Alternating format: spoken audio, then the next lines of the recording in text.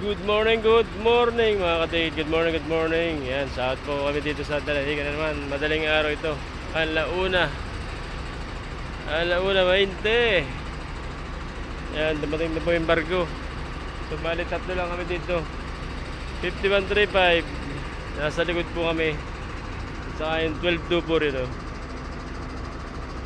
Tatlo lang, kakunti po yung laman ng barko. Yan. Nakakatulog po naman ng kaunti. Naka-4 na oras ang tulog. Mula alas 8 hanggang alas 12:30. So, gumaray kami ay alas 7.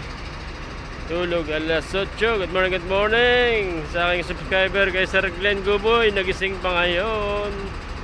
Shoutout po kay Sir Glenn na nasa Saudi Arabia. Kay Sir Edmundo Rosario, kay Tatay Tony at Nanay Nori. Good morning.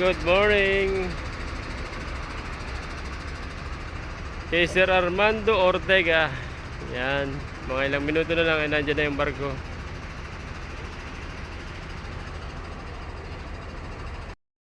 Yan, dumating na po yung barko. Kailangan ay nakabukas na yung strip natin, no? Para ready kasi maraming bagahe mga yan. Tulad din sa Masbate, napakadaming bagahe laging dala. Mga isda, tuyo, mga gamit-gamit nila, mga maleta. Alaba, Alarde, sa tekso. Alaba, Alarde.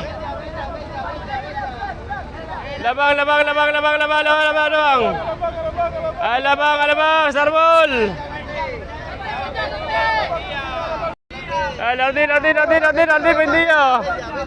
Halos magkaparas lang sa kanitong galing Masbate at galing Romblon. Napakadami, oh. Alabang. Bunja. Yan, listen mga biyahe ko po. Lardi. Yung Temptupor, puno na rin. Ito, dahil mga pasahero, nalabas. Parang i-exist naman, parang magsusupra naman ng pasahero. Ayan, puno na rin po kami, palis na rin po. Kakaragala lang ang bagahe. Yan, lagyan yung bagahe dyan, lagi. Baka di nakasya.